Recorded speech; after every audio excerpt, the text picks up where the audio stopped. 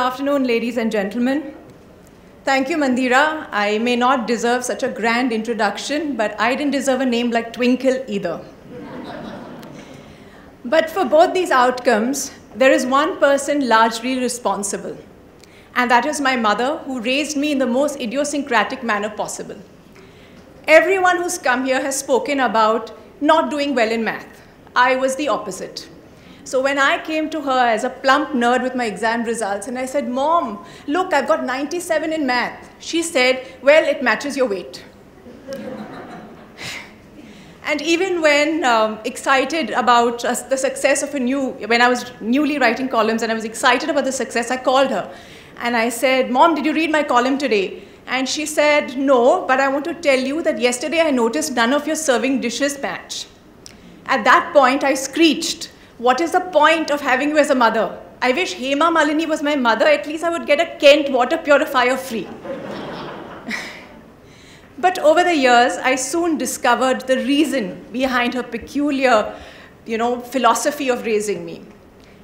When you don't take success very seriously, it's easier to shrug off failure. When I finished 12th grade, I wanted to become, out of all things, a chartered accountant. But both my parents were in the entertainment business, and they were very keen that I follow in their footsteps, and I did. And 8 years later, I came to the conclusion that I had spectacularly failed as an actress. Now, though this was a bit disheartening, I was not shattered, partly because, obviously, of the way my mother had raised me, but also because I realized that having failed at something did not mean that I was a failure. It meant that I now had the opportunity to try and succeed at myriad other things. So I cut my losses, not my risks, moved on, and here I am today to share with you one of the most important things that I've learned, and something I tell my kids as well, and it's very simple, is that life is like flying a kite. Sometimes you have to hold on tight, sometimes you have to hold it loose. Sometimes your kite will fly effortlessly. At other times, no matter what you do, you cannot control it. But even when you're struggling to keep your kite afloat and the string is cutting into your hand, don't let go. The wind will change in your favor once again. Just don't let go. I didn't, and I'm here today. Thank you very much. So I think as parents, we do our children a great disservice because we treat all of them alike, and we also see them as reflections of ourselves. But each child has attributes which are unique to them. I had them when I was very young. I used to write when I was very young. But because, again, there's pressure to, your parents feel that my child should be like me. My child, these genes are there, and they're very important, and, they would succeed. But genes are just part of our story. I have a neighbor who's extremely, he's a movie star and he's a great dancer. So we were just having this discussion last Sunday, and he can probably do a tango around all his contemporaries. And he said, I beat my genes. Have you seen my father dance? And I said, I beat my genes too. Have you seen my mother act? So I think when we look at children, we have to see what are they really good at. When I look at my son, I don't judge him. I try. It's very difficult not to judge him by my standards or that I was good in academics, so he should be the same. And I remember going with him to this open house, and on the way I said, you really should do well. Maths and science were my best subjects, and what are you doing about it? And he said, "Mom, how much did Dad get in maths?" I said, "I think he just about passed. He must have failed." So he said, "But isn't he more successful than you?" So I was like, well, yeah. And I'm glad that he understands that there isn't one parameter of success. You can be successful by capitalizing on what makes you unique. And I think that is what we need to tell our children. Open houses, now everybody's spoken about an open house. I'd like to have maybe Pullela and Sourav respond. How are your open houses when you've gone? Have you gone for any school open houses, Sourav? Yeah, and what are your thoughts on them? And have you ever had to have any of those difficult conversations with any of Sana's teachers? Sana is very clever. She takes me when the parent-teachers meeting happened. So I asked her one day, why do you take me? One morning she woke up and said, Dad, I have a meeting at school which is very, very important. I said, yeah, okay, I'll come. And I was up very late the night before because there was a game at Eden, and I said, okay, I'll come at 8 o'clock in the morning with you. As I went and I sat through the entire open house, I realized there was nothing important. And the principal just spoke, and I heard, and I said, why did you ask me to go? He said, no, I've not done well this term, so if you go, maybe the principal will not scold me that much. So children are clever. Children are not that stupid. So I realized that, in school she has, the parents need to go to every language teacher, whether it's a Bengali or a Hindi or an English or a math, and she would invariably take me to the Bengali teacher. And she would brief me the night before, say, the Bengali teacher loves cricket. Yeah, she's been telling me that she wants to see you. So can you meet her? I said, yeah, of course. Why not? It's your teacher. And dads who are very busy, who do a lot of things in life, and it's not like the moms who spend a lot of time with their children. And we, because of our other responsibilities, our time with the children get reduced a lot, and we get very quickly emotionally blackmailed by our kids. So it's not like with the mom, because the mom sees the child right throughout the day and can act accordingly. So as I kept going to the Bengali teacher once and twice, and then I asked her, why does she take me to the Bengali teacher all the time, and why doesn't she take you? So my wife said her Bengali marks is the lowest. So children go through this, but I completely agree with Twinkle that every kid should be allowed to excel in whatever she wants. I think it's very important in life to make the kid aware. I firmly believe that the first behavioral awareness has to be important, that you need to be nice to people. And everybody is different. When you play cricket, everybody doesn't perform at the same level, but you still find ways to survive at the top level. It's the same thing in life.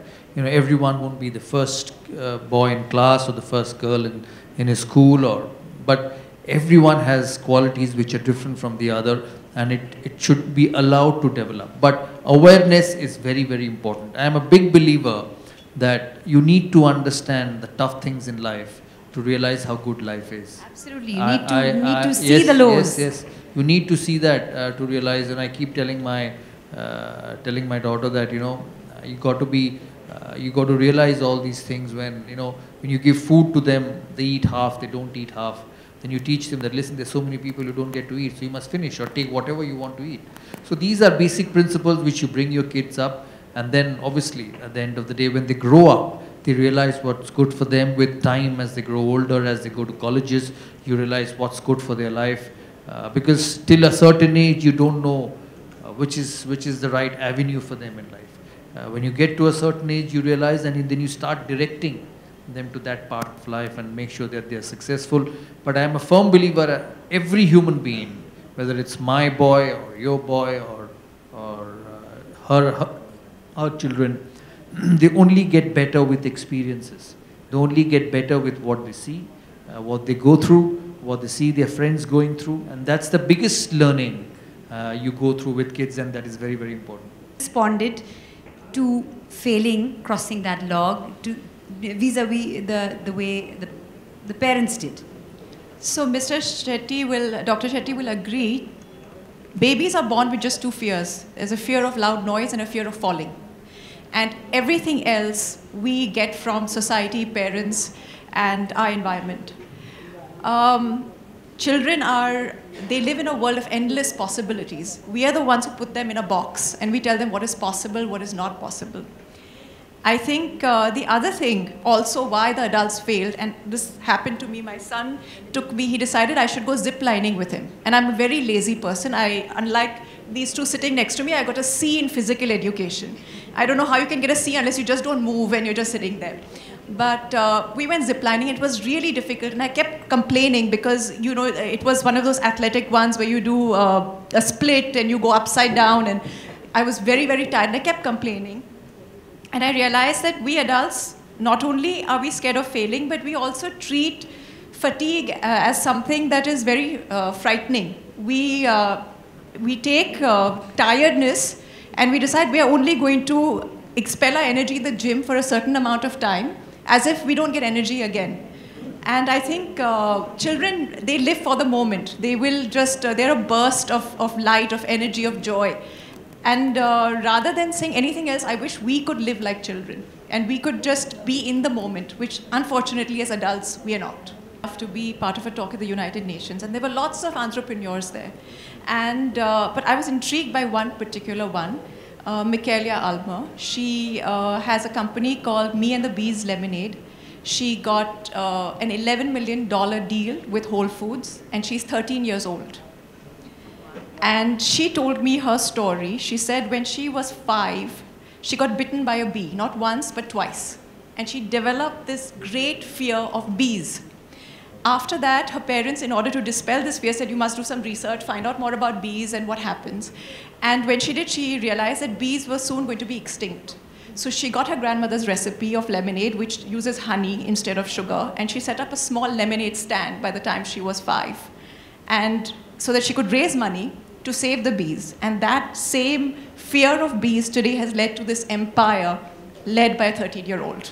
So if you overcome your fear, you can do wonders. That's a lovely story. Sourav, you as captain, you've mentored so much young blood. Now, young blood doesn't always succeed. And when they do encounter failure, what has your mantra been? What has your playbook been? How have you sort of brought them back on track? No, I think guidance is very, very important in life. It's very important to give the right picture. When you live in a professional world or in a corporate world or in a world where there is so much of talent available, a lot of time talent gets wasted because the right information doesn't go to them. Everybody will fail. There is no individual in this world who will wake up every day and succeed. We lived in a world of selection. We lived in a world of elimination. We were eliminated. We were only 11 could play out of the millions who play the game. So when you pick a young player, it's important to give him that right message that this is what your role is and this is what you need to do in a team environment. And when you leave him out, it's very important to let him know that this is the reason you're not succeeding and the door is not shut for you and you need to work on this to get back. I saw 2 different Virendra Sehwags, one who came in 91, in 97 to be precise. He played against Pakistan and he couldn't put back the ball. So we left him out. And we were playing in Delhi, so he called me up and said, because, everybody wants to play. It's our lives. So he called me up and said, can I come and speak to you? I said, yeah, please do come. So he came and met me and said, I've got dropped. What is it that I don't have to be at this level? I had 2 options. I had the option to tell him, no, everything is fine. Don't worry, it's just one-off. We wanted to pick somebody else, which is very common system in the world these days.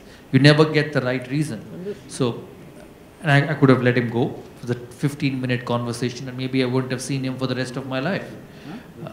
But I took the trouble of speaking to him and said that, Viru, I feel that when a Shoaib Akhtar bowls at 95 miles an hour. The qualities of grit, resilience, coping with failure are for a child, and how do you go about instilling these qualities in your kids? I've realized that with children, if you give them sermons, they pretend that you're a television on mute, your mouth is opening, but they're not hearing a thing. I see your face move, but I don't hear what you say. And what I try to do is I slip in a few things when we're busy doing other activities. So for example, even my little 5-year-old and my 15-year-old, we all sit and play snakes and ladders together. And I'll say things to them that, this is the way it is. Sometimes you climb up the ladder, sometimes the snake bites you and comes down. And just remember that when you go up, I'm there cheering for you. And when you come down, I'm there consoling you. But even if you lose, you have to play another round. And the best part is, even if you win, you still have to play another round. The game never ends. And if you just tell them that, it's just important to play, I think that is what keeps them going, and they'll keep that in their head. But you must tell them, like, I really believe that you must tell your children things in an entertaining manner. And if you give them a lecture, you've lost them. Make them laugh. Like he said, give them hugs. Treat them with love and kindness, that either you had when you were a child or you wish you had when you were a child. And, you know, let them grow up to be confident adults. That's it. Thank you. We got some very, very refreshing views. I'm sure all of you will agree. Dr. Shetty, I'm going to hug my son longer and stronger, regardless of how... twinkle, आप बहुत अच्छा लिखती हैं, बहुत तारीफ होती है आपकी, रेगुलरली लोग पढ़ते हैं, आपकी किताब भी आ चुकी है। आजकल पद्मावती कंट्रोवर्सी को लेकर बहुत सारी बात हो रही है। एक काम करते हैं, उस पे आप कुछ अगर कमेंट करना चाहें। नहीं जी, एक काम करते हैं, जिस विषय के लिए हम यहाँ आए हैं, उसी पर आप सवाल पूछें तो बहुत बढ़िया होगा। Let's keep it connected to what we're here for. कुछ ट्विंकल अगर कुछ कहना चाहें, twinkle. I don't think you need to take this if you don't want to take this, because not on this. आप अलग से उनसे सवाल पूछिए, यहाँ इस स्टेज पर नहीं, please. Sorry. Anybody else? आपका दूसरा सवाल भी था सौरभ से, आप पूछ सकते हैं। सौरभ, BCS आजकल जितने ज़्यादा मैचेस खेले जा रहे हैं, वनडे हो या टेस्ट हो या T20 हो, बहुत सारी शिकायतें हो रही हैं कि इतने ज़्यादा कैलेंडर अपना बिजी रहता है क्रिकेट का, और विराट कोहली भी BCCI से बात करने वाले इस बार में। आपका क्या मानना है कि बहुत ज़्यादा क्रिकेट खेली जा रही है? आप कौन से प्रेस कॉन्फ्रेंस के लिए आए हैं सर? आपके सवाल तो बिल्कुल अलग हैं। इस विषय पर जिस विषय के लिए हम यहाँ आए हैं, let's keep the questions related to that, be very nice. आपको जो सवाल ऊपर से पूछने आप अलग से। Any moment that you would like to recount? You know, we spoke a lot about failure and abilities, but especially with little girls, I want to tell you that what we have not discussed is the failure to look, where they feel that they're failing because they need to look a certain way, be a certain color, be a certain weight. So there was a little girl, my friend's daughter, who came to me, and you know, she was going swimming with all the kids, and she said, well, I'm becoming tan and I don't like being brown, and you know, and I just told her one thing. I said, you know what color I want to be? I want to be green, because I want to be the color of broccoli. So I think that daag achhe hai means it's not just about, it's about accepting everything that you have and embracing it. And whether I mean, I've never been the weight that I want to be. When he was talking about visualizing, I've been visualizing 50 kilos on my scale for 20 years. The only way I can get to that is if I cut one leg off.